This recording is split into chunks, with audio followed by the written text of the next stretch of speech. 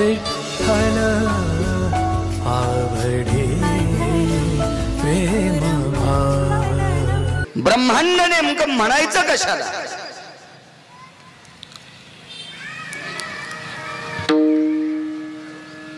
पृथ्वीवर सर्व व्यापक स्थितीचे भयव्याप्ती जर बघितली तर आपण जे राहतो त्या लोकाला मृत्यूलोक म्हणतात।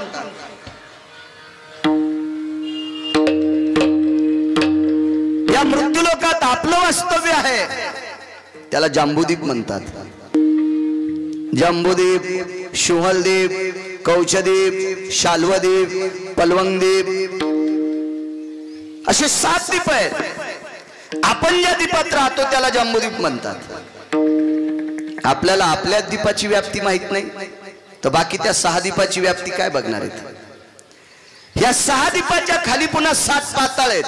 आतळ, वितळ, सुतळ, तळातळ, महातळ, रसातळ, पाताळ हे 7 पाताळ। खालचे 7 आपण राहतो हे 7 14, वरचे 21 सुर्ग आणि 14 भुवन। भुवनत्रयी, भुवन आस्तु, आस्तु खनी, आस्तु पासोडी, मिमध्य, मिम कृतु, मिम सांख्य, मिम प्रणाली, मिम उच्चती आणि मिम व्याप्ती हे अशा 9। याच्या पलीकडचे किती असतील त्याचा काय मेळ नाही, माझ्या वाचनात इतकेच आलेत। अशी व्यापकता ज्याच्यात त्याला ब्रह्मांड म्हणतात। ब्रह्मांड आपण एका पाताळाची व्याप्ती करू शकत नाही। सागराची लांबी किती आहे विज्ञान सांगेल, सागराची रुंदी किती आहे विज्ञान सांगेल, सागराची एका ठिकाणची खोली किती आहे हे विज्ञान सांगेल, सागरामध्ये पाणी किती हे सांगणारा आतापर्यंत जगात एकही विज्ञानवादी माणूस आलेला नाही। त्याने किती जरी उरफाट्या सोयीच्या उड्या जरी घेतल्या तर सागराच्या व्याप्तीची स्थिती सांगण्याचा अधिकार आतापर्यंत कोण्या कोंबड्याच्या हातात पंढरपुरातल्या मालकानं दिलेला नाही। विठाला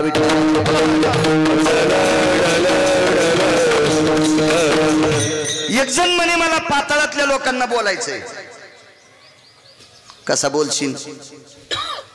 नुसतं सांगा, तो हात लावल्यावर जर बिघडलं तर ते बा भरून घेईल, तो या पाकिटात मेळ नाही बसायचा।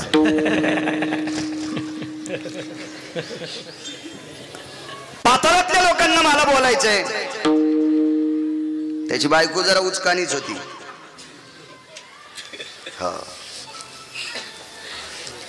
बायका उचकाण्या भेटले की माणसाचं सगळं इचकून जात असतं। ज्याच्या जीवनात बायको सदाचारी, सात्विक, सुशील त्या व्यक्तीला वनवासात पण स्वर्ग आहे। आणि ज्याच्या जीवनात बायको उचकानी भेटली त्याला सोन्याच्या बंगल्यात पण मसनवाट आहे। बायको जरा शहाणी होती, ती म्हणजे आपल्याला पाताळातल्या लोकांनाच बोलायचे। मी म्हणलं शेजाऱ्याला बोलून आणि पाताळातल्याला काहीच किती नाही म्हणे बोलायचंय। काय करावं लागेल महाराज? मी म्हणलं बोर घ्या। खाली कसं जाता येईल? बोर घ्यावा लागेल ना मोठा। बोर घेतला। महाराष्ट्रात जेवढे पाईप आहेत तेवढे पाईप संपले। विदेशातून पाईप आणले, दुसऱ्या राज्यातून पाईप आणले, मशीन आणल्या, पाईप संपले, मशीन बंद पडल्या। पण पाताळातून काही आवाज आलाच नाही। ते म्हणलं महाराज 1000 फूट खाली बोर गेलाय हो, पाताळ लागतंय तरी कवा?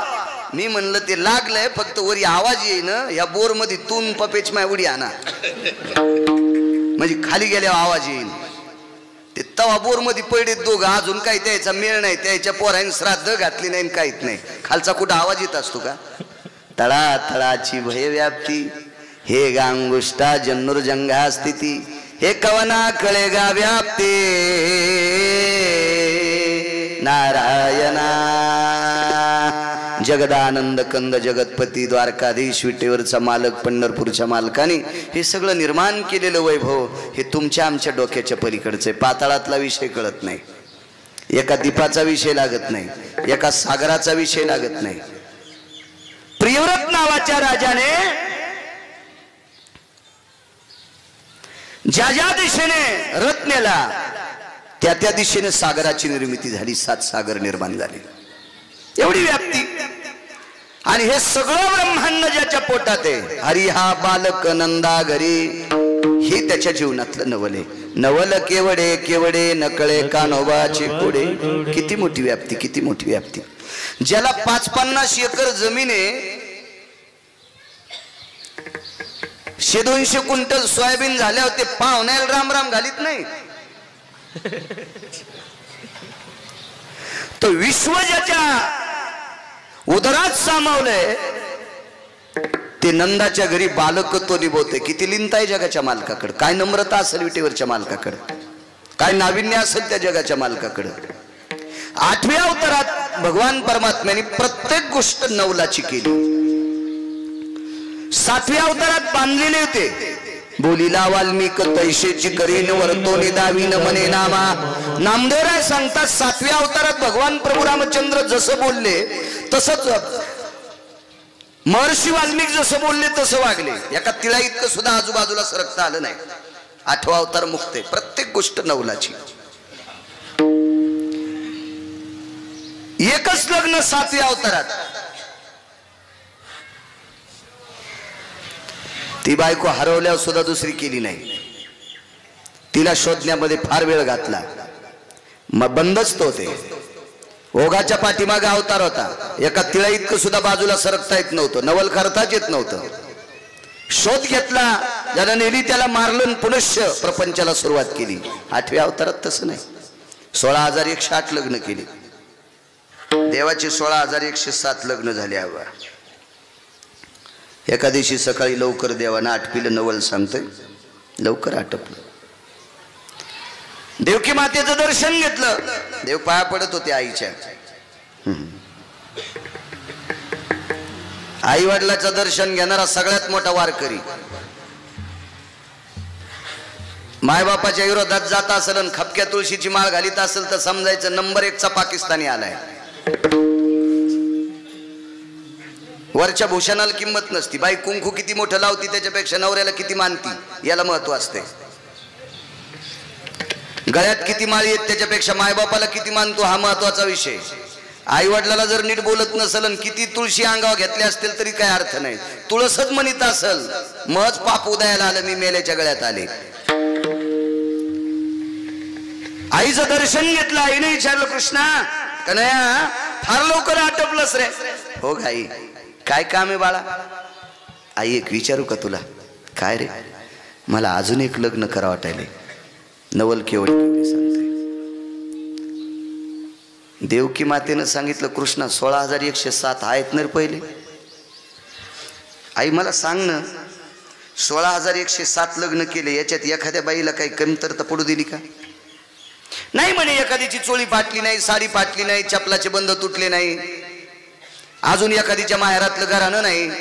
मग आई 16,107 म्हणायला जरा जड जात. एक करू दे ना 16,108. देवकी मातेने सांगितलं कर बाबा चांगल्या घरची एखादी. ठीक आहे म्हणला आई येतो. पाहून तुझे का सोयरी. कृष्णाने सांगितलं नाही आता बघायची.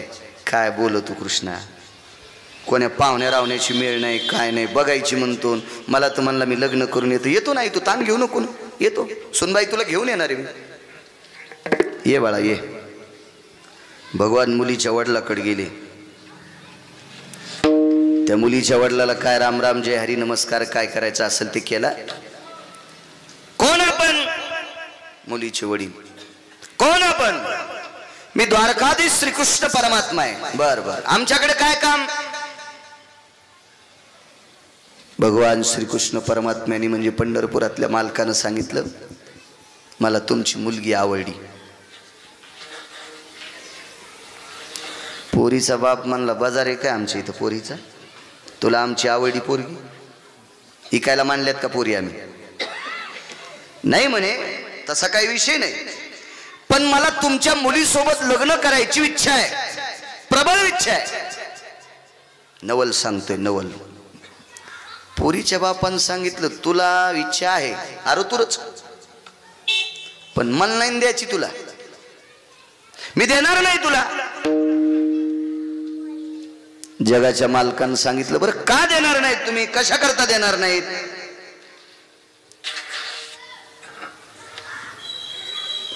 नाही म्हणे मला जावाई आवडला तरच पोरगी देणार. बरं काय केल्यावर जावाई आवडन. दादा महाराज आपल्याकडे जमीन पाहतील, शिक्षण पाहतील, पैसा पाहतील, त्याचा वाडा पाहतील, तो संध्याकाळी बुटा हरपून येतो का पाहतेत. नेमकं काय करतो डॉक्टर साहेब असं पाहतील जावायला. जगाच्या विरहित पोरीचा बाप, त्या पोरीच्या बापानं सांगितलं मी त्या जावायला पोरगी देईन जे आपल्यासोबत कुस्ती खेळन. असा जावाय सासरा पाहिला का बा तुम्ही कधी जीवनात? आबुकच ठोकली. पठ्यासोबत जो कोणी कुस्ती खेळेल त्याला आपली पोरगी देईल. आता सगळ्या पहिलवानाला ज्यानं जन्माला आणले तो पंढरपुरातला आहे. सगळ्याला तोच जन्माला घालतो ना. त्याला लगेच लंगुडपण आवडलं आणि सुरू झाल्या हलक्या. ताड ताड ताड ताड ताड ताड ताड ताड ताड हलक्या वाजू लागल्या. सुरू दोघच. मनी द्याला मनी. जाताना देवकी मातेनं सांगितलं होतं जरा बऱ्या घरची पोरगी करून ये.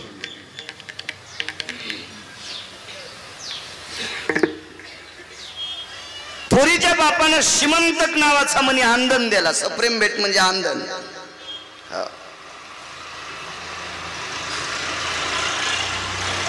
हा मनी दिवसाला 8 भार सोनं देत होता.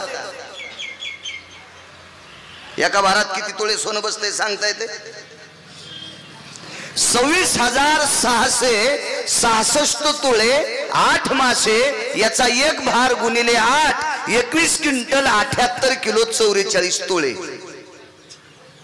जाऊ द्या वरचं 21 क्विंटल आणि 78 किलो ते 78 किलो 44 तोळे खड्ड्यात जाऊ द्या. पण 21 क्विंटल सोनं रोज मनी देत होता. असा त्या पोरीच्या बापानं जावायच्या गळ्यात मणी बांधला.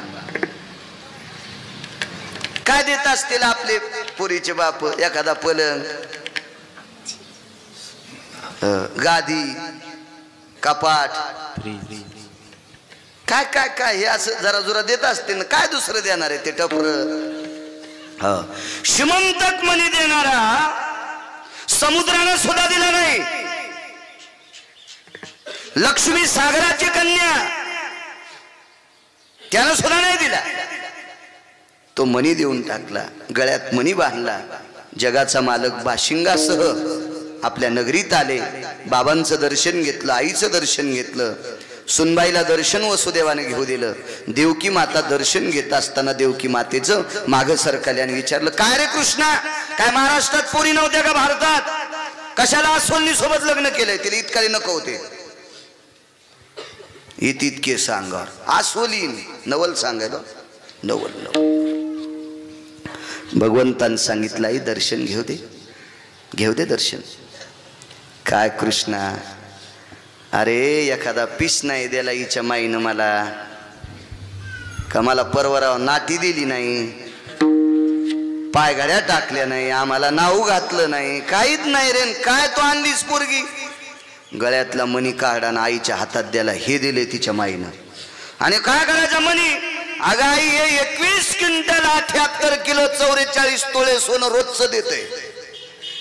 बाई इतक्या मालदाराची पोरगी आहे का? हो म्हणे. पण कृष्णा हे सगळं खरं झालं रे, पण हे आसोलीने ना देवाने सांगितलं ते नको ताण घेऊ म्हणून. हो, हुंडा जर लय मोठा पाहिजे असेल तर अशीच भेटत असती.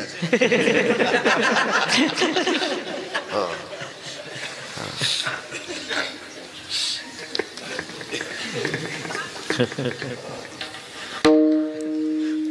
तर्क झाला पुढे. लक्ष्मीचं दर्शक मनात चलबिचल झाली. सगळ्या पत्न्या 16,107 लक्ष्मी आई साहेबांनी मीटिंग घेतली. म्हणले काय केली ग मालकाने अशी? आपलं नाव घालायचं काम केलं. कशाला आसोलीन घरी आणली? नवल केवढे केवढे सांगतोय. त्याच्यावर 10-12 दिवसाला संक्रांत आली. काल परवा संक्रांत झाली ना. तुम्ही भोगी कोण्या दिवशी केली माहिती आहे ना? एकादशीला नाही का? घोळली एकादश नाही का अशी?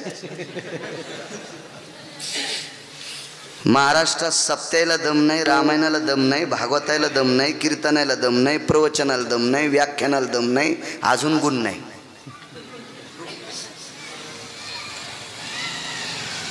काही काही बायल मी 15 दिवसापासून सांगत होतो आबा एकादशीच्या दिवशी भोगी करीत नाहीत मा कुंकाचा मालक आहे देवानच भोगी एकादशीच्या दिवशी पाठिली वा रे वा भोगी हिला पैठणच्या तळ्यात टाकावं निदान माशा तरी सुधरते हिला खाल्ल्या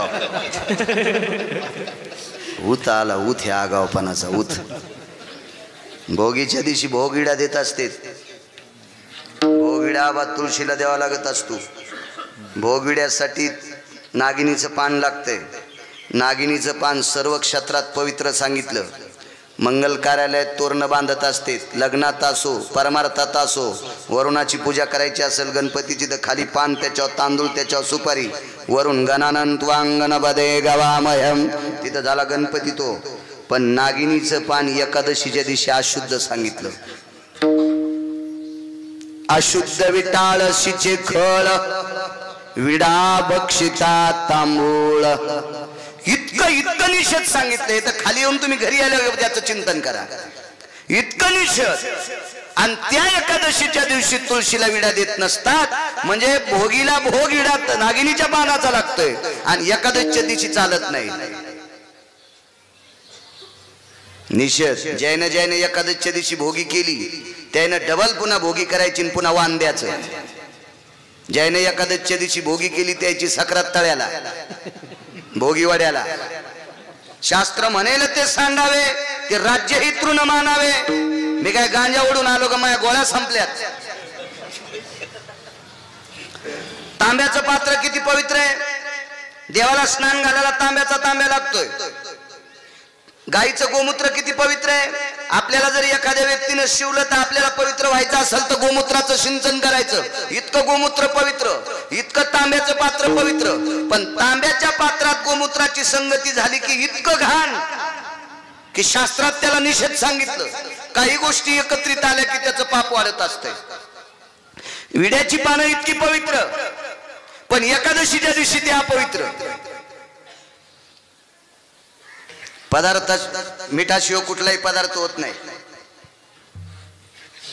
मिठाशिवाय कुठलाही पदार्थ होत नाही पण तेच मीठ दुधाला लागलं की दूध नासून जाते शास्त्र आहे त्याच्यासाठी प्रत्येक गोष्टीसाठी चला संक्रांतीचं निघलं म्हणून सांगितलं मी काय गुत थोडं घेतलं द्या कोण्या दिवशी वाण काय करायचं महिला सांगता सांगता 15 दिवस गेले तर यायला कुठं बसू इचकीत नाही आमच्यावर घेतल्यावर कशी खसखस पिकती मोहातीत काहीच खाल्याला बाजार नाही गळ्यात शपथ तुमचं सांगायलो मला तुम्हाला राग येईन म्हणून आमच्यावर घेतलंय विठाला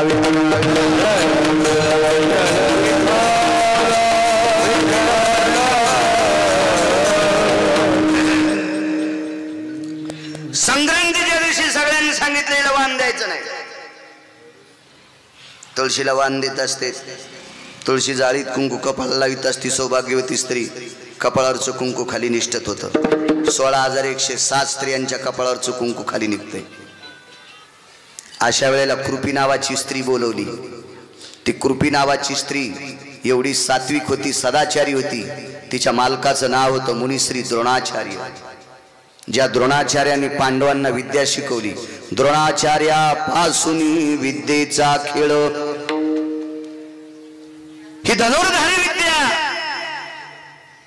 द्रोणाचार्यांनी पांडवांना शिकली त्या द्रोणाचार्यांची पत्नी कृपी त्या कृपी मातेनं सांगितलं लक्ष्मी तुमच्या कपाळावरचं कुंकू खाली निसटतंय तुम्ही कोणाचा तरी अनादर केलाय सांगितलं आम्ही जामवंतीला हळीत कुंकू द्यायचं नाही ठरवलंय पहिला तिला वाण द्या तिला भोगिडा द्या त्याला तुम्हाला वाण देता येईल आणि 16,107 स्त्रियांनी आश्वल्लीला जामवंतीला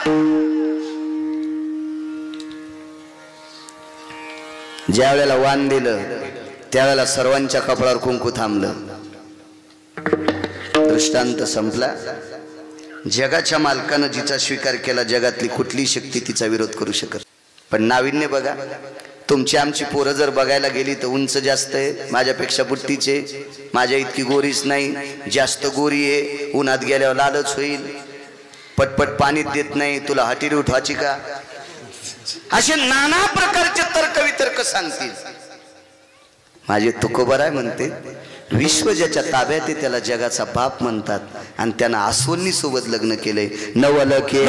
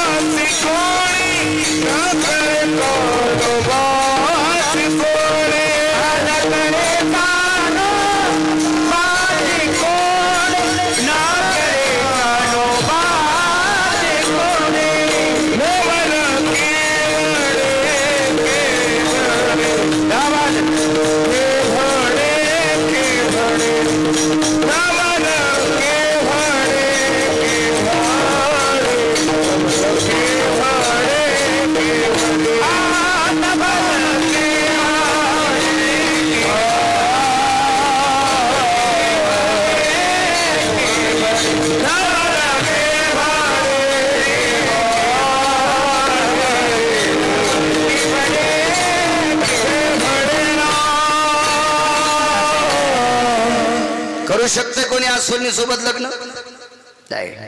जगाच्या मालकाने 8व्या अवतारात आसोलनी सोबत लग्न केलं. नवल केवडे केवडे नकळे कानोबाचे कोडे.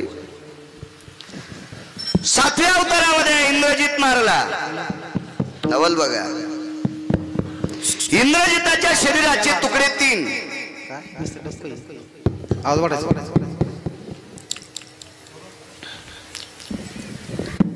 Hello hello hello hello hello.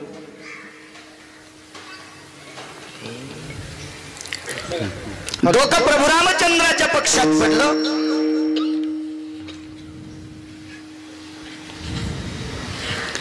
बाकीचं शरीर युद्धभूमीच्या ठिकाणी पडलं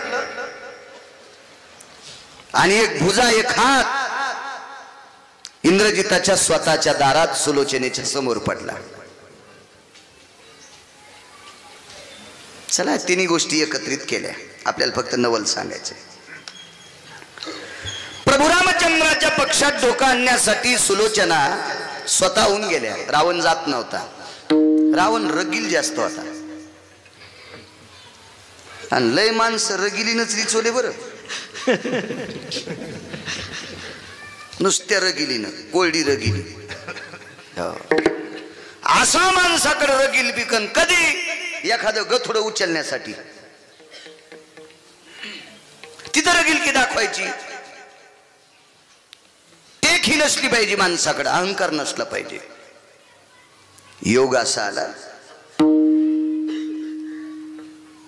स्वतः गेल्या, प्रणाम केला. कोण? मारुतीरायानं सांगितलं, लंकेश राजा रावणाच्या सुनबाई येतात. सुग्रीवा जी देऊन टाका शिर. सुंदरशा मखमली कपड्याने झाकलेलं इंद्रजिताचं शिर हातात देऊन टाकलं. डोकं उघडं केलं. बघत होती मालकाच्या चेहऱ्याकडे. एक जणांनी मला विचारलं, स्वतःच्या मालकाचं डोकं कापल्या बाई रडत काऊन नव्हती? ती याच्याकरता रडत नव्हती, तिला सती जायचं होतं. जिला माग राहायचं ती रडन. जी बाई सती जाती तिला असं वाटतच नाही ना आपले मालक मृत्यू पावलेत म्हणून. तिला मालकासोबत पेटून घ्यायचंय ना. आता ती पद्धत बंद झाली. ही त्या काळातलं सांगतो, कृतात्रता युगातलं. तिनं ते डोकं हातात घेतलं आणि हसू लागली. काय म्हणे मालक, केवढे तुमचे बाबा, 14 चौकड्याचं स्वराज्य त्यांना.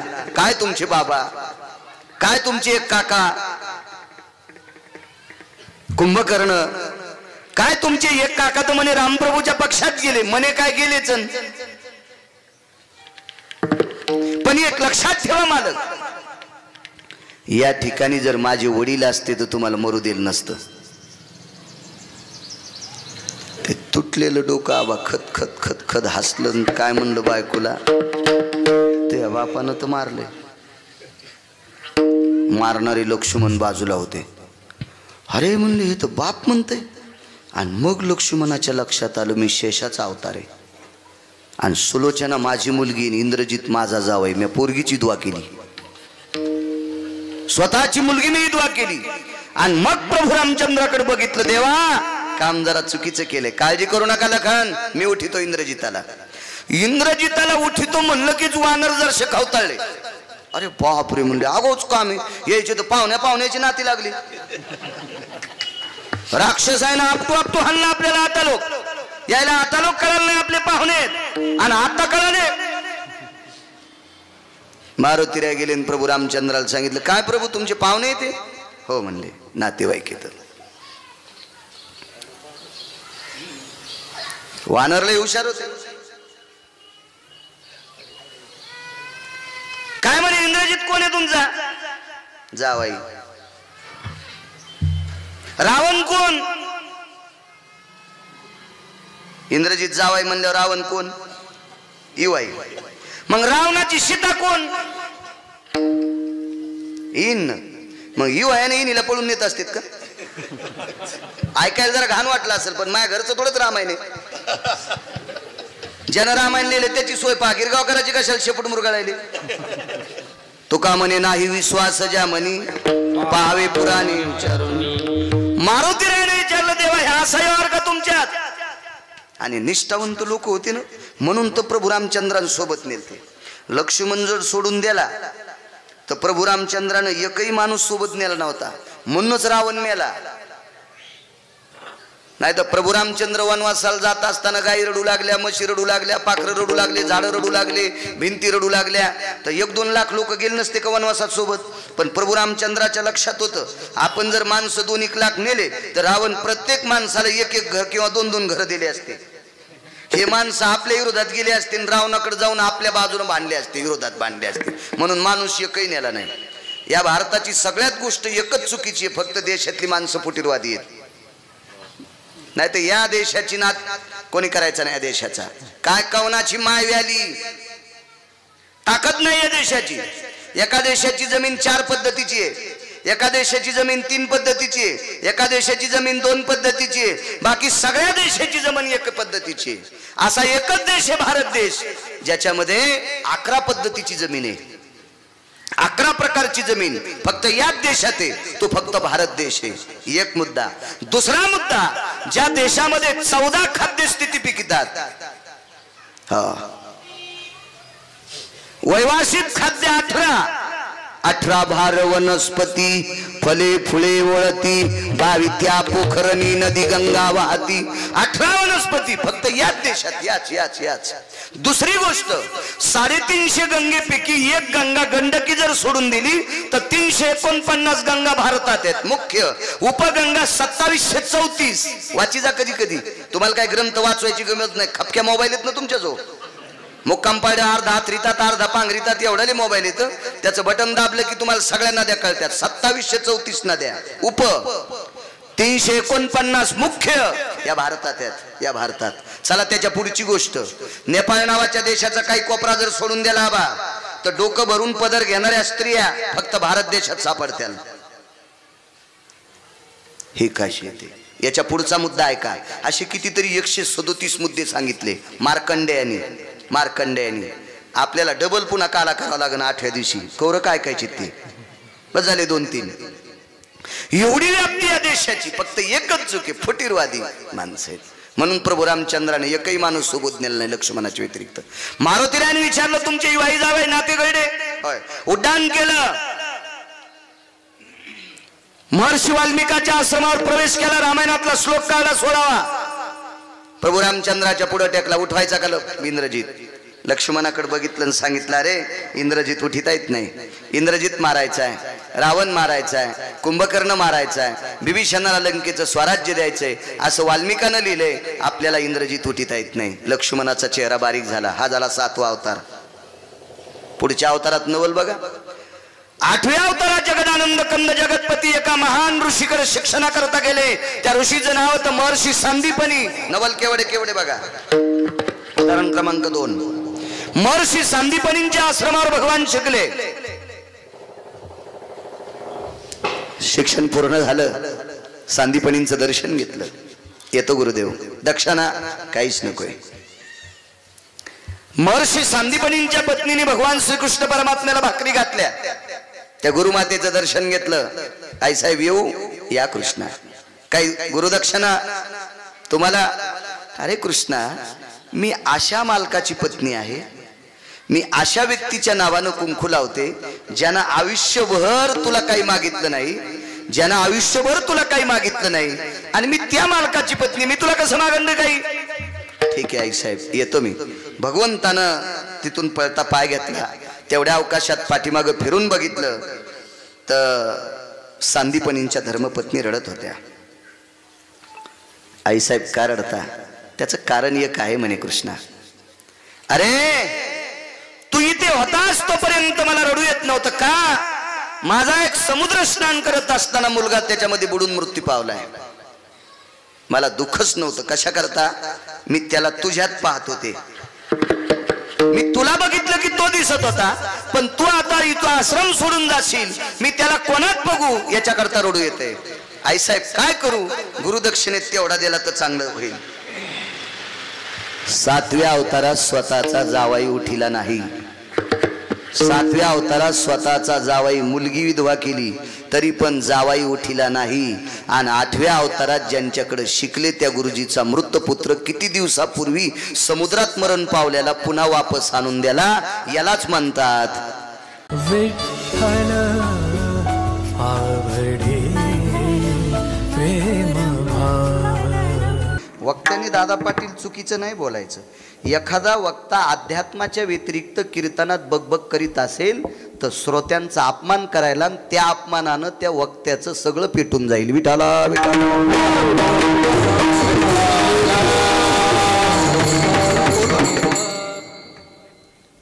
बापू एक अगोदरचा पुरावा सांगितला कोंडोजींचा. दुसरा पुरावा ही लोहगावची माथारी. आणि अजून एक पुरावा सांगतो तुम्हाला. आता अत्यंत गरज पावसाची. नैनितालच्या अरण्यामध्ये स्वामी राम गेले. स्वामी राम म्हणजे 1949 ते 51 आद्यगुरु शंकराचार्य पद त्यांच्याकडे होतो. पटाडे बापू रामबाबा 1949 ते 51 2 वर्ष शंकराचार्य. स्वामी राम फार मोठं पद असतं ते आध्यात्मिक क्षेत्रातलं फार मोठं पद. हे पद पैसे देऊन भेटत नसते. तसं कोणतंच पद राजकारणाच्या बाबतीत आता इथे मोठी दिग्गज लोक आहेत त्याच्यावर मी बोलणं म्हणजे आडत दुकानदाराला झाडून काढणार नेणं शिकीनं. तुम्हाला ते शिकवणं म्हणजे राजा सुद्धा पैशानं होता येत नाही. त्याला राजाश्रयच लागतो.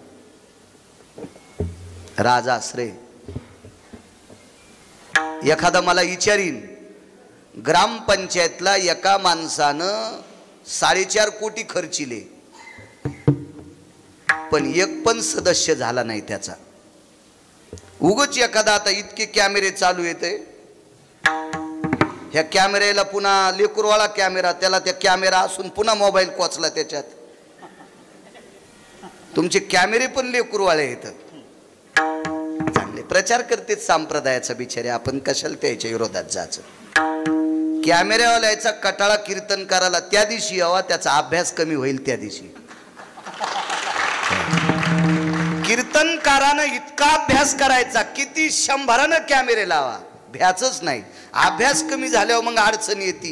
इथं कीर्तन केल्यावर आता करमाडमध्ये कोणतं करू त्यानं भ्याच. अभ्यास करणाऱ्या कीर्तनकारानं भ्याचं नाही. आणि ज्या दिवशी अभ्यास कमी होईल त्या दिवशी आपला पटकान उपरणं घरात ठेवायचं.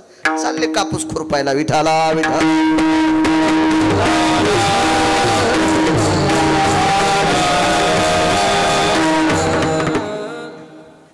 काही ही सगळी गोष्ट प्रारब्धानं मिळत असते. राजाश्रय. आळंदीतल्या मालकांचं वाक्य यया नरा माझी राजा तो विशेष विभूती जाण माझा. भगवान सांगतात अर्जुना राजा होणं एक विभूती आहे. भला तो ग्रामपंचायतचा सदस्य असेल या भारत देशातलं सर्वोच्च पद असेल ती एक विभूती असते. होता येत नसते कोणाला. ह्या सगळ्या गोष्टी विश्वाच्या मालकानं अधिष्ठित केलेल्या आहेत त्यानुसार होता येत असतात. मी किती जरी ग्रंथ पाठ केले तर मला शंकराचार्य होता येत नाही. आता तर होताच येत नाही कारण मी बावल्यावर उभं राहिलो होतो. मला नाही होता येणार. पण शंकराचार्य पद एका व्यक्तीला स्वामी राम नाव आहे त्यांचं. स्वामी राम 1949 ते शंकराचार्य झाले आणि 1951 त्यांनी शंकराचार्य पदाचा राजीनामा देऊन टाकला. सामान्य पद नाही. नैनितालच्या अरण्यामध्ये फिरत असताना त्यांना एका स्त्रीची महती मिळाली. एका स्त्रीचं नाव आहे मा भगवती आणि एका स्त्रीला नावानं बीबी म्हणायची. ती एका दर्ग्याची उपासक होती. तो दर्गा होता दिल्लीपासून 120 मैलाच्या अंतरावर. मैल किती अंतराचा असतो हे मला तरी वाटतंय आताच्या शाळेत शिकणाऱ्याला मैल कळत नसतो. तुम्हाला जुनी भाषा कळणार नाना. विडाला विडाला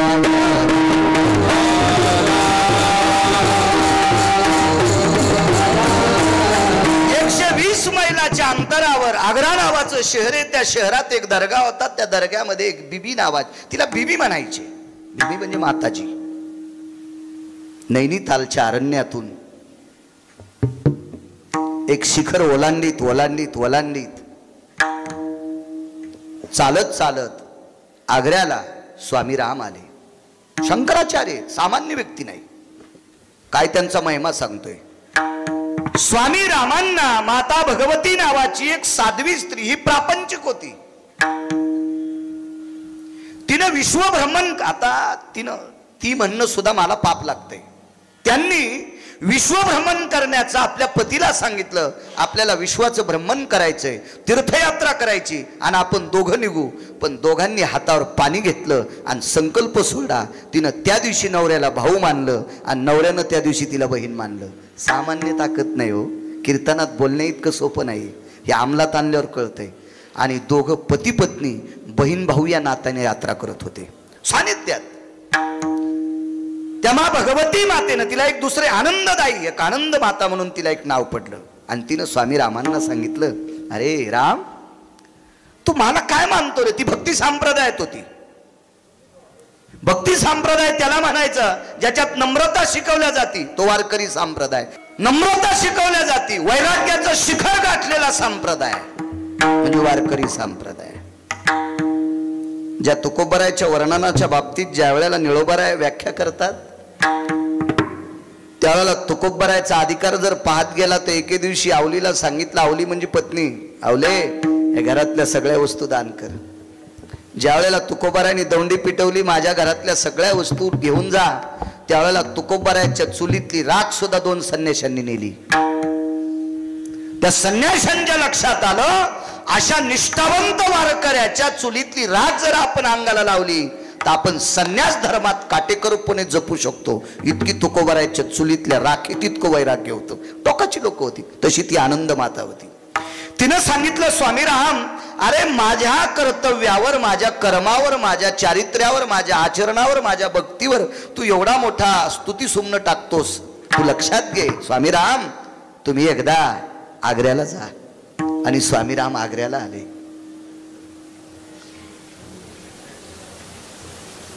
अशीच माझ्यासारखी एक तिथे एक माऊली आहे. आणि आग्र्यात आल्यावर स्वामी रामांनी विचारलं एका व्यक्तीला, काहो, अशी आग्र्यात एखादी स्त्री आहे का की तिचं दर्शन मी घ्यावं? ज्याला विचारलं त्याच्या हातात एक काठी होती आणि त्याचा उजवा हात असा पुढं होता.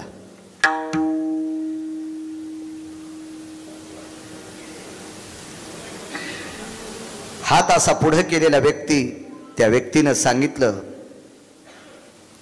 महात्माजी, तुम्हाला जिचं दर्शन घ्यावं वाटते त्या दिशेनं जा. तिथं सूर्याचा प्रकाश नाही, म्हणजे ऊन नाही. नेमकं तिच्या दर्ग्यावर ढग आलेला होता आणि ती बाहेर बसली होती साधना करीत. तिला ऊन लागू नये याच्याकरता सूर्य ढगाच्या आडंगी गेलता. सांगितलं कोणी? एक हातात काठी आहे, कमरेला पांढरं धुडकं बांधलेलं आहे, उपरनं धोत्राचा तुकडा आणि उजवा हात पुढे. स्वामी रामांनी विचारलं, तुमच्या हातात काठी, हात पुढे कशा करता? काही नाही, समोरच्या घरी कांती भिक्षा मागायची. त्याचा नियम होता, तळ हातावर जितका भात किंवा चपाती बसल, भाकरी बसल, तितकीच एका घरी मागायची आणि ती दुपारी सूर्य ढळल्याच्या नंतर खायची. उद्या दुसऱ्या दिवशी सकाळी तितकीच मागायची. आणि त्यानं स्वामी रामांना सांगावा, आमच्या ह्या आग्रा नावाच्या नगरीत जिथं सूर्याचा प्रकाश थांबलाय तिथं ती बाई सापडेल. काय व्याख्या असेल लोकांची, काय बुद्धी कौशल्य असेल, काय अधिकार असेल या लोकांचा. आणि स्वामी रामांनी आकाशाकडे बघितलं, ज्या दिशेनं सूर्याचे किरण तारतात, ज्या दिशेनं सूर्याचे भास्कर तेजो लवे आरसरा अति भवे. आरसर म्हणजे अडथळा, त्याच्या किरणाला ज्या दिशेनं अडथळा येतोय त्या दिशेला स्वामी राम निघाले आणि पाहिली. तिला म्हणले, बीबीजी. बीबीजी या शब्दाचा अर्थ माताजी. वळून पाहिलं, या स्वामी राम या. महाराज, इतकी अंतर्ज्ञानी स्त्री होती की तिनं वळून पाहिल्याबरोबर स्वामी रामांचं नाव घेतलं आणि स्वामी राम तिच्या दर्ग्याच्या सानिध्यात मांडी घालून बसले.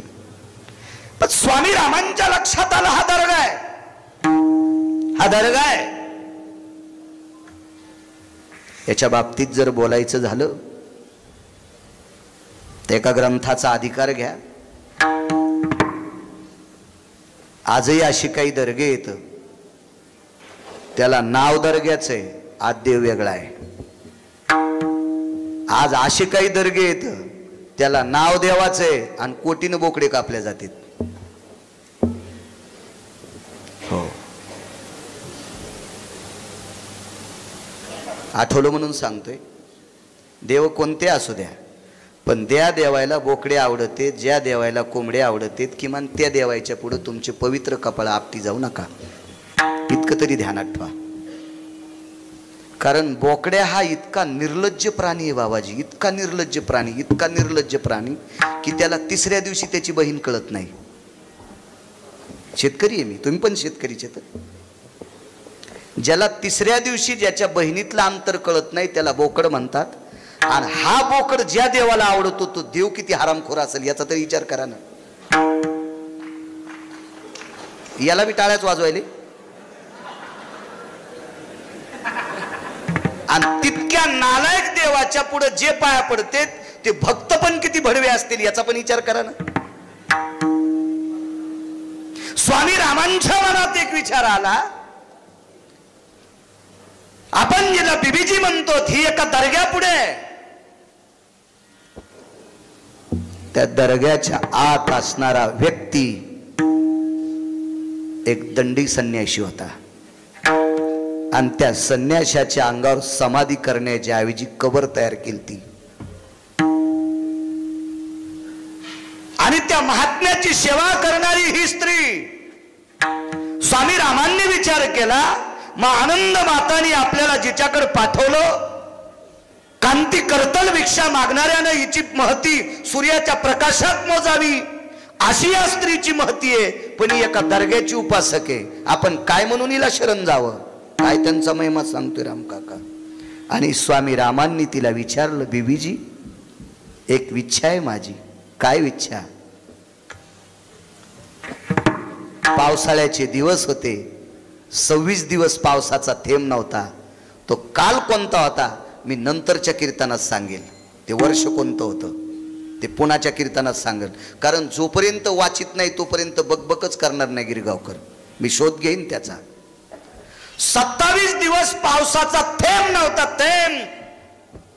त्या प्रांतात चालत असताना स्वामी रामांनी त्या प्रांतातल्या शेतकऱ्यांची व्यथा जाणली. आणि स्वामी रामांनी त्या दर्ग्याच्या उपासक बीबीला सांगितलं, बीबीजी कृपा करिये, कृपा करिये.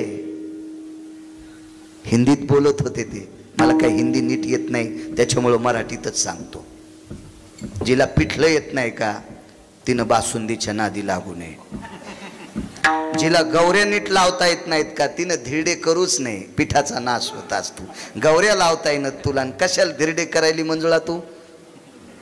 काही काही आपल्याला नीट मराठी येते ना तितकंच बोलायचं, कशाला घरच्याचा इटन शेजाऱ्याचा भांग नीट. हिंदीत बोलायचे ते उत्तर भारतातले लोक होते. बीबीजी कृपा करा, मी एक आपल्याकडे काम घेऊन आलोय. या प्रांतात गेल्या 27 दिवस झालं पाऊस नाही. शेतकरी राजा बेचैन आहे. साधने करता बसलेली दर्ग्यातली उपासक सात्विक सदाचारी ती स्त्री तिनं मांडी खालचा चिमटा स्वामी रामांकडे फेकितला आणि त्या रामांना सांगितलं, स्वामी राम तू शंकराचार्यस, तुला ज्या दिशेनं पाऊस पाहिजे त्या दिशेनं चिमटा वाजव. आणि स्वामी रामांनी गोल चिमटा वाजित वाजित एक गोल यानी तानिंच भव सकला तिस्तन्मिद्यायम दिशा काले भव सर्वास्तितम पूर्ण मिच्छते न सर्वस्थित. असं गोल एक चक्कर चिमटा वाजून मारली तर त्या प्रांतात 1 तास पाऊस पडतो, 1 तास पाऊस पडतो. शेवटी स्वामी रामांनी तो चिमटा कपाळाला लावला आणि त्या दर्ग्यातल्या उपासक बीबीला नमस्कार केला.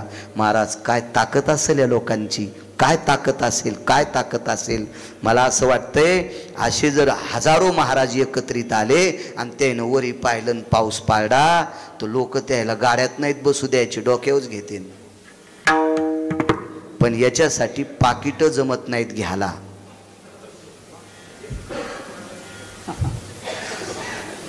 मग पाऊस पडत असतो. हे पाकिट आहे ना सगळं मातीत घातलं. विडाला विडाला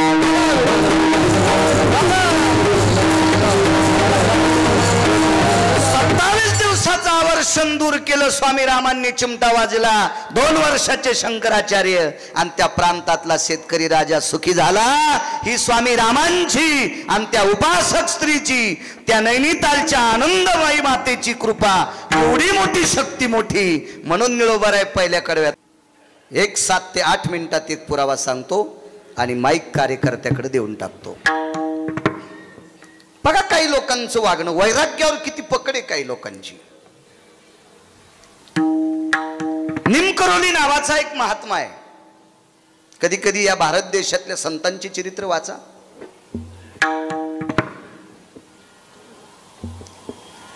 हे आकाशाच्या पोकळीला लाजवील, सूर्याच्या किरणाला लाजवील, सागराच्या विशालत्वेला लाजवील, ह्या वाऱ्याच्या भरभराटीला लाजवील, इतकी व्यापकता संतांच्या चरित्रात आहे. एक आत्मिक समाधान देणारं चरित्र संतांचे. आपण भांगाऱ्याची चरित्र वाचितो मोबाईलवर, याला त्याला चॅटिंग करतो रात्री 2-2 वाजूस, तर जे सकाळी पाणी नेत नाही त्याला.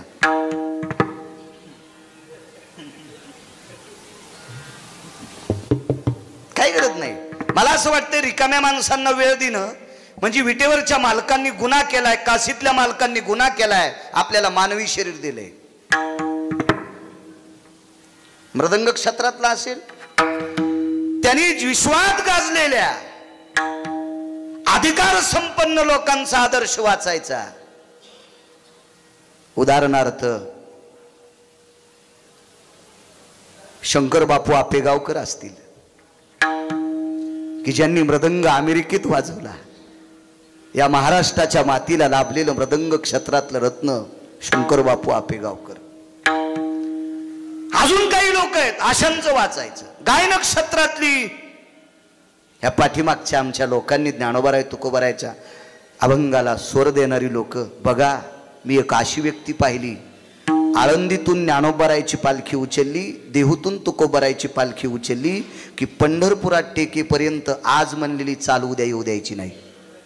1400, 1500 त्यांना चाली पाठ संप्रदायातल्या या लोकांचं बघायचं. आम्ही कीर्तन करतो, आम्ही पुराण वाचा, शास्त्र वाचा, वेद वाचा, साधू संतांचे चरित्र वाचा आणि लोकांच्या पुढे मांडा. कशाला व्हॉट्सअप खेळतो बाळ्या? इतका गुंतून जाशील व्हॉट्सअप मध्ये, इतका गुंतून जाशील त्या मोबाईल मध्ये, की वाघुरीत ससा अडकल्यावर जितकं तडफडतंय तितकं हातपाय आवळून घेते, तितका तुला दक्षिणेचा राजा आवळीन. इतके करकुंडे पडतील की कोण्यात दवाखान्यात तो इलाज होणार नाही. बुद्धिवान आहात आपण. विटेवरच्या मालकाने आपल्याला हे मेमरी कार्ड दिले. एक जण म्हणला मोबाईल लय विद्वान आहे. मी म्हणलं मग मोबाईल तयार कोणी केला? विद्वान माणसानं. मग विद्वान मोबाईल जर ज्या माणसाला तयार करता येतो, तर तो विद्वान माणूस ज्यानं तयार केलाय ते पंढरपुरातला किती विद्वान असेल, काय विद्वत्ता असेल. त्या कम्प्युटर असेल, मोबाईल असेल, हे कॅमेरे असतील, हे नाना प्रकारचे काय हे सगळं असेल. मी बोलत असताना आवाज तुमच्यापर्यंत येते. ही तयार करणारी या देशातली माणसं आहेत, तर यांना तयार करणारा किती विद्वान असेल कल्पना करा ना. किती कल्पना करा. त्याचं कधी कधी चरित्र वाचा संतांचं. निमकरोली नावाचा एक महात्मा आहे. मी मगाशी बोलून गेलो. महाराज निसर्ग त्यांचा ऐकतो जे याला वाटले नाही त्यांना. मी असं म्हणणार नाही मृदंगाचार्य महाराज, असं म्हणणार नाही दादा पाटील भगवान महाराज. आपण संसारिक माणसं आहोत, त्याबद्दल मी म्हणणार नाही. पण त्या टोकाला गेलेली माणसं ती माणसंच असतात. आपण शिवाय काही जरी झालं तर आपण प्रपंचाचे दास आहोत. ज्याने लग्न नाही केलं ते पण, ते जर याच्यात गुंतले असतील तर ते पण त्याचेच दास. फक्त फरक इतका आहे, ते बावल्यावर उभे राहिले नाही आणि आपण राहिलो. त्यांनी कोणीच सोडला नाही. द्रव्यलोभ माया भस्मदंड छाया तरुवराची, नाही त्या सुटली द्रव्यलोभ माया भस्मदंड छाया तरुवराची. ऐसा कोणी दावा हे जया नावडे, कन्या पुत्र घोडे दाराधन. ऐसा कोणी दावा हे जया नावडे. देहूतले मालक म्हणतात दाखवा रे दाखवा हे जया नावडे, कन्या पुत्र घोडे दाराधन. ठीक आहे, आपल्याला सगळ्याला बायका आहेत गथुडे घरी नेऊन टाकू, ज्यायला नाही ते बी गथुडे नेऊन टाकायलेत, ते मेल्यावर भांडणं लागायलेत. विठाला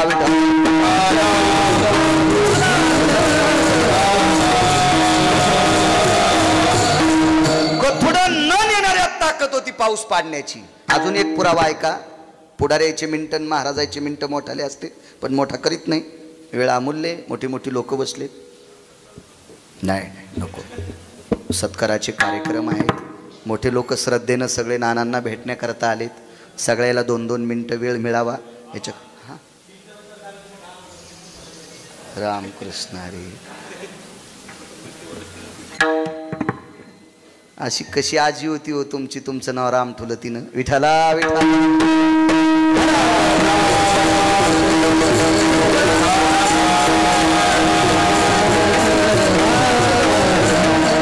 निमकरोली नावाचा संन्यासी आहे, महात्मा आहे, पांढऱ्या वस्त्रातला संन्यासी ब्रह्मचारी. हिमालयाच्या पायथ्याला एकदा आले. तिथून एक उंच शिखर आहे, मला वाटते त्याला हल्लीच्या विज्ञानाच्या प्रचलित भाषेत एव्हरेस्ट शिखर असं म्हणतात. एव्हरेस्ट शिखर. ह्या शिखराच्या पायथ्याला काही दिवसाचा त्या महात्म्याचा मुक्काम आहे. उंच शिखर आहे, उंच. आणि पठाडे बापू त्या महात्म्याच्या भेटी करता एक फार मोठा बिल्डर गेला, गुत्तेदार गेला, असं त्या पुस्तकात नमूद आहे. ते सांगतोय तुम्हाला. भेटी करता गेले. स्वातंत्र्यपूर्वीचा काळ, त्याच्यावर 2 ते 2.5 वर्षाला या पवित्र देशाला स्वातंत्र्य प्राप्त झालं.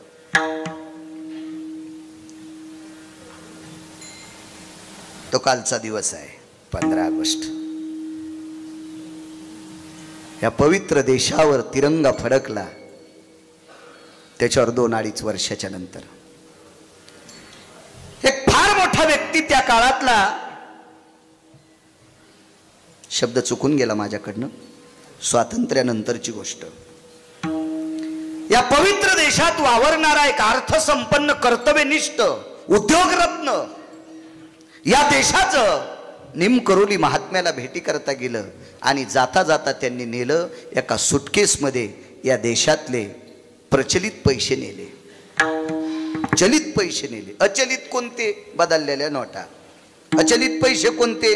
20 पैसे, 10 पैसे, हे जुने पैसे. अचलित. चलित प्रचलित पैसे चालून आणं. एक सुटकेस भरून कागदी पैसे नेले, रुपये नेले, महात्म्याचं दर्शन घेतलं आणि त्यांच्याकडे ते देऊन टाकले. सुटकेस उघडीस महात्म्यानं. काय त्यांचा महिमा सांगतोय. सुटकेस उघडल्याच्या नंतर त्याच्यातून कोरे करकरीत बंडल काढले. ते पिना मारलेले असतील का रबर लावलेले असतील का कागदाचं शील असेल ते फोडून टाकलं आणि ते सगळे असे खाली आथरले. मंडळ केलं त्याचं, आथरले खाली. आणि निमकरोली महात्मा त्याच्यावर मांडी घालून बसले.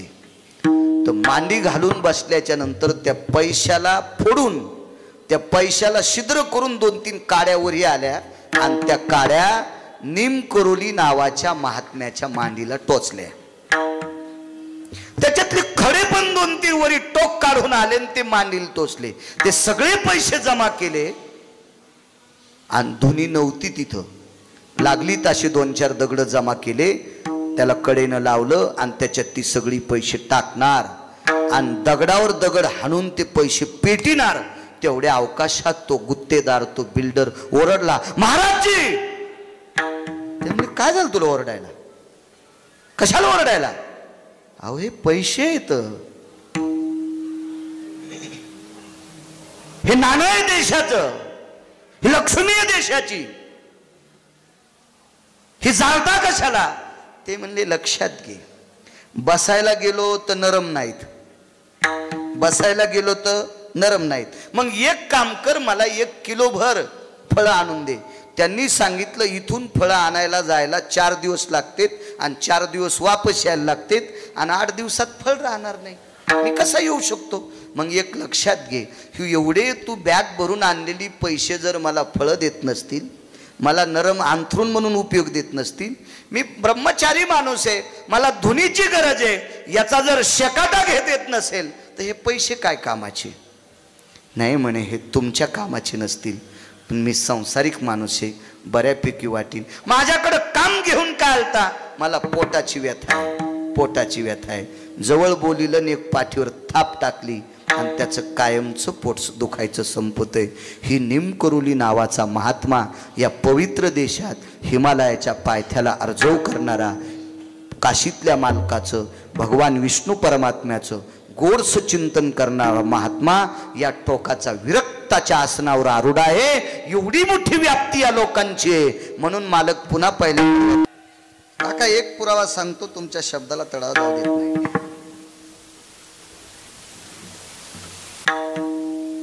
एक दोन पुरावे तुम्हाला बाहेरच्या राज्यातले सांगितले. या राज्यातले साधू किती मोठे लक्षात घ्या. याच पवित्र देशातल्या एका राज्यातल्या साधून दगडाला दूध पाजावा. एका राज्यातल्या साधून महात्म्याने पाषाणाला दगडाला दूध पाजावा म्हणून त्या साधूला थोडासा गर्व झालता. या महाराष्ट्राच्या मातीतल्या संतांची यादी किती मोठी लक्षात घ्या. काय होतं आपल्याकडे माहिती आहे का? एखाद्या व्यक्तीनं तुळशीचे पानं चुरगाळून त्याचा रस काढून जर समोरच्याला दिला तर पुढच्याची बिमारी राहती. इतकी त्या पानात ताकद आहे. पण आपल्याच तुळशीचे पानं चुरगाळून दिले, काय येत नाही याला. आणि त्यानं त्याच्या घरून तुळशीचे पानं आणावा, असे चुरा करावा बापू, आणि त्याचे 5,000 घ्यावा, आपण मग त्याच दुखणं राहतं. हे आपल्याला नाद लागलेला आहे. घरच्याचा इटन, शेजाऱ्याचा बांगनीट. लांबचं आवडतं, लांबचं आवडतं आपल्याला. घरी जर किराणा आणला बायकोनं, सुनानं, मुलीनं, चांगली भजे, सात्विक भजे, आंघोळ करून हात धुवून निर्मळ भजे तळलेले आवडत नाहीत. ज्याचं मीठ संपलं म्हणून त्यानं बनेलच मधात टाकली. इतका त्याच्या अंगाला घाम आलता, त्याच्या बनेलीनं कढीला मीठ टाकायचं काम पडलं नाही. मग म्हणला कढीन भजे त्याच्या हॉटेलवरचे नंबर 1चे आहेत. मीठच नव्हतं, त्यानं बनेलच टाकली होती कढीत. हे खाची सवय लागली ना आपल्याला, त्याच्यामुळे आपण आपल्याला मानित नाहीत. बाकीच्यांना मानू नका असं म्हणत नाही. मी उत्तर दक्षिण भारतातल्या साधूंचं चरित्र सांगितलं, ऐका आपल्याकडची लोक. उत्तर भारतातल्या एका साधूला एवढी सिद्धी प्राप्त होती की तो दगडाला दूध पाजित होता. त्याला गर्व झाला. विशिष्ट प्रकारचं नाव आहे त्याचं, घरी गेल्यावर शोधा, मी सांगितलेलं बाकीच्या कीर्तनात. पण तो साधू ज्या वेळेला महाराष्ट्रात येतो आणि महाराष्ट्रामध्ये विटेवरच्या मालकाला ज्या वेळेला महाराष्ट्रातला एक वारकरी दूध पाजतो, त्यावेळेला त्या साधूचं शरीर हलतंय. त्या साधूचं नाव होतं कान्होगोवारी आणि महाराष्ट्रातला वारकरी संत शिरोमणी नामदेवराय. पाषाणाची मूर्ती कापे थरा थरा, जीवी भरा भरा नाम्या सवे. नामदेवा हाती दूध प्याला. तिथून पुढे तो कान्होगोवारी नावाचा संन्यासी नाना नामदेवरायाचा उपासक झाला. तो उत्तर भारतातला होता आणि ते नामदेवराय आपल्या महाराष्ट्रातले. इतकी मोठी आवत, काय त्यांचा महिमा. पुन्हा एक पुरावा सांगतो छोटासा. या महाराष्ट्राच्या मातीतल्या संतात एवढी ताकद आहे. नाना एखादा माणसाला परमार्थात आणीत असेल नवल नाही, माणसं माळकरी करीत असेल नवल नाही, माणसाला संप्रदायात आणीत असेल नवल नाही. देहूतले मालक तुकोबाराय आणि तुकोबारायावर निष्ठा ठेवणारे संताजी महाराज जगणारे, त्यांचा व्यवसाय होता तेल काढायचा. ते तेली समाजाचे होते आणि तेल काढणारा साधू, या साधूनं तुकोबारायावर श्रद्धा ठेवली आणि त्यांच्या बैलावर प्रयोग केला. तर त्या संताजी महाराजाचा बैल तुकोबारायाचा अभंग ऐकल्याशिवाय घाणावडीत नव्हता. म्हणजे बैलाला परमार्थात आणणारी या महाराष्ट्राच्या मातीतली संत आहेत. काय त्यांचा महिमा वरून वारंवार. किती मोठी ताकद या महाराष्ट्राच्या मातीतला. नाना बुट शिवणारा महात्मा, तुमची आमची बुट शिवणारा एक महात्मा, धंदा होता पोटाचा. एक हिंदी कवी सांगतोय, हरि का नाम पेट का धंदा न करे मूर्खांदा. 40 वर्षे वय होईपर्यंत 20 ते 40 शिक्षणात गेला असेल, काळ सोडून द्या, शिक्षणाला सुट्टी दिली असेल आणि 20 वर्ष वय झाला असेल तर 20 ते 40 वयोगटात काम न करता मायबापाच्या संपत्तीवर जो भाकरी खात असेल त्याला हलकट म्हणलेत, त्याला हलकट म्हणले. त्यानं कामच करावा. हरी का पेट का धंदा न करे ओ मूर्खांदा. काम करावं. पोटासाठी व्यवसाय होता, बुट चपला शिवावा. आणि बुटा चपला शिवणारा एक महात्मा संत रविदास महाराज, प्रचलित भाषेत त्यांना रोहिदास म्हणतात. चर्मकाराच्या कुळात जन्मालेला साधू, या साधूला भगवान काशी विश्वनाथ या महिन्याला ज्याचं आधिपत्य त्याला भगवान शिवशंकर म्हणतात. आणि त्या भगवान शिवशंकराने संत रविदास महाराजांना त्यांच्या घरी चमडे बुडवायच्या कुंडात कंगन पाठवावा ही ताकद संत रविदास महाराजांची आहे. ते रविदास महाराज या महाराष्ट्रातले. काय त्यांचा महिमा वारंवार. सजन नावाचा खाटीक होता नाना, सजन नावाचा खाटीक, जातीनं मुसलमान, इमानदार खाटीक होता. याची भक्ती विटेवरच्या मालकाला आवडली आणि त्याच्या मापाच्या वजनात तो दगड होता. तो नेपाळ नावाच्या देशातली गंडकी नावाची गंगा, 350 गंगा आहेत, याच्यातल्या 28 गंगेला अनन्यसाधारण महत्व आहे. त्याच्यापैकी गंडकी म्हणजे प्रत्यक्ष तिच्यातले दगड विष्णू, म्हणून शासनानं त्याच गंडकीतला पाषाण काढा आणि आताची राम मंदिरातल्या मूर्ती त्याच गंगेच्या पात्रातल्या दगडाच्या आहेत. रामबाबा त्याच दगडाच्या आहेत. तिला गंडकी नावाची गंगा म्हणतात. ती नेपाळ नावाच्या देशामध्ये 58 गंगेला महत्व. त्याच्यातली दुसरी एक गंगा आहे चर्मनवती नावाची गंगा. त्या गंगेच्या तीरावर या देशातल्या शुहाला, मानवी शुहाला, त्याचं नाव होतं कर्ण. या कर्णाला पत्नी सापडली वृषाली या चर्मनवती नावाच्या गंगेच्या तीरावर. आणि मग कर्णाने वंग देशात राज्य केलं, भारतातला सिंह. त्याच्यानंतर अनन्यसाधारण महत्व असेल गोदावरी. वाचे म्हणता गंगा गंगा, सकल पाप जाती भंगा. अनन्यसाधारण महत्व. अशी एक गंगा ती गंडकी. आणि त्या गंडकीच्या पात्रात जे पाषाण आहेत ते शाळीग्राम. शाळीग्राम म्हणजे विष्णू. आणि विष्णूच्या वजनात मास शिकणारा सजन नावाचा कसाई याच पवित्र देशातला आहे. काय त्याची व्याप्ती होती, चरित्र ऐका लक्षात येईल. काय त्यांचा महिमा वर्णू वारंवार. एवढं मोठं टोक, एवढं मोठं टोक. हा महाराष्ट्र इतका पवित्र आहे. या लोकांचं वर्णन करत असताना या देशातली संत असतात, या देशातली महामानव असतात. वस्तुस्थिती वर्णन केलं पाहिजे. कधी कधी काय होतं माहितीये का, भगवान बुवा दादा पाटील वक्ता असा, ज्या पक्षाची माणसं पुढे असतील त्याचं वर्णन करायचं आणि दुसऱ्याला शिव्या द्यायचे. भंगिऱ्या तुझी ताकद नाही दुसऱ्याला शिव्या द्यायची, धुपन काढतील ती लोक.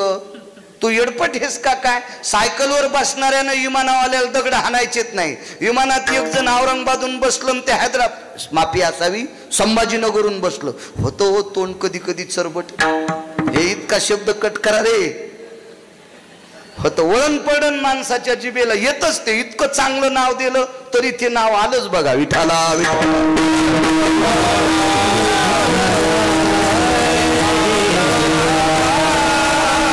छत्रपती संभाजीनगरच्या त्या हवाई अधिष्ठानातून एक जण विमानात बसला आणि त्या संभाजीनगरहूनच एक सायकलवाला म्हणला, याच्या आधी मी हैदराबादला जातो. येडपट आहेस का तू? चिकलठाणच्या वाड्यातच मेलं ते. त्याची सायकल तिथंच गुर फाटली ती. मला म्हणायचं भाग, वरही गेलेल्या लोकांना खालच्या लोकांनी दगड हाणायचे नाही. मोठी मोठीच असतात. धनवंता लागे सर्व मान्यता आहे जगी. आता एखाद्या पक्षातल्या लोकांना नाव ठेवल्यावर ह्या पक्षातले लोक आनंदी होतील, पण तिकडे गेल्यावर ते बेसरामाच्या फोकानं हाणतील. म्हणून आमच्या लोकांनी कोणालाच चोंभाळायचं नाही, कोणाचेच वरखांडे काढायचे नाही. चोंभाळायचंच असेल तर पंढरपुरातल्याला चोंभाळणं सोंबळ्या. विठाला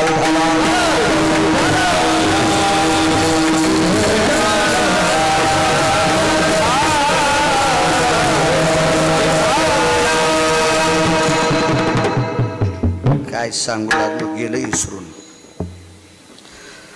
या पवित्र देशातली महाराष्ट्राच्या मातीतली संत इतकी टोकाची असतात. फार नाविन्यपूर्ण संत महामानव असतील. तुमच्यातली लोक पण सामान्य नाहीत, खूप मोठी लोक समाजसेवक असतील. श्रावण महिना आहे, आता रामकाका शेवटचं वाक्य बस झालं, आता पुढं जायचंय नानांना बी.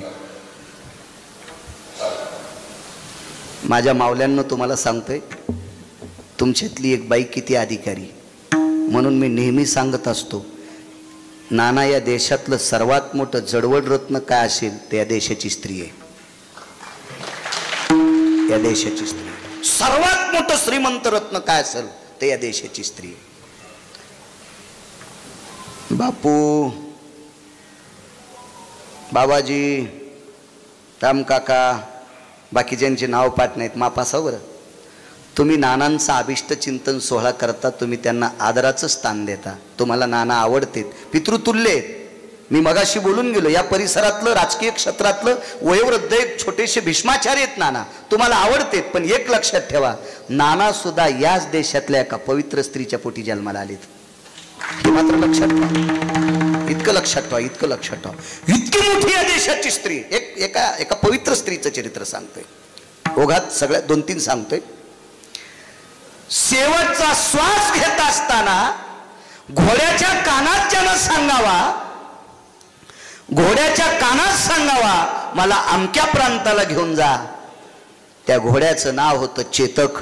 त्याच्यावर बसणारा या पवित्र देशातला राजा होता महाराणा प्रताप. त्या महाराणा प्रतापांना जन्म देणारी पवित्र स्त्री या भारतातली. राजकीय क्षेत्रात नाना 5 डॉन झाले, 5. या लोकांसारखा राजकारणात निदान गिरगावचा बाळ्या जिवंत हेतोपर्यंत तरी या 5 लोकांसारखा जन्माला येणार नाही. तुम्हाला राग आला तरी काय फुकायचं तर फुका बाळ्याला.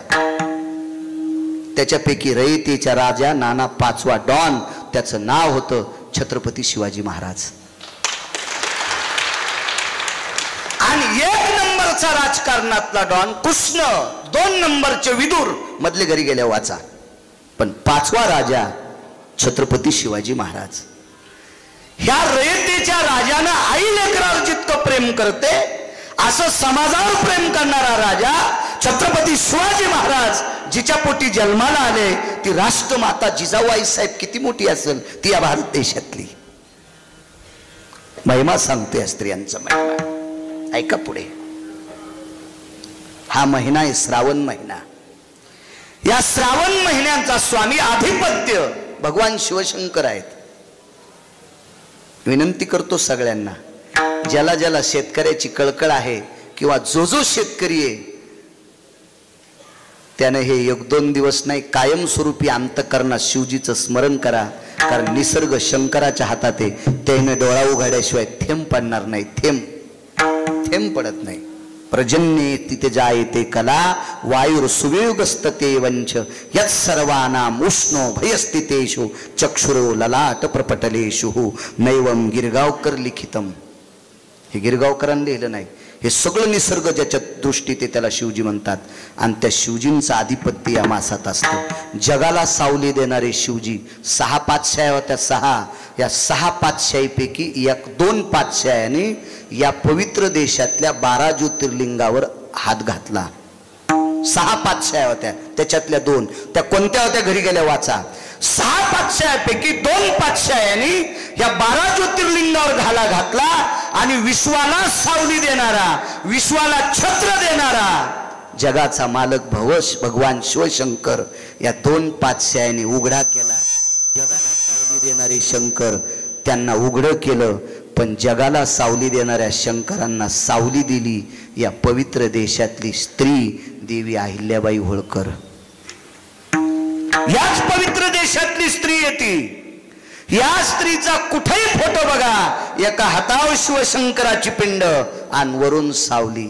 काय या देशातल्या लोकांचा सुद्धा किती महिमा आहे, किती पवित्र देश आहे. ते या देशातली संत किती मोठी असतात. विढोबा रखुमाई उपस्थित या प्रांताला, या परिसराला लाभलेली माझी ज्ञानोबराय तुकोबरायची गुणीजन मंडळी, मृदंगाचार्य मंडळी, तुम्हा सर्वांच्या चरणी नाक घासून प्रणाम करतो.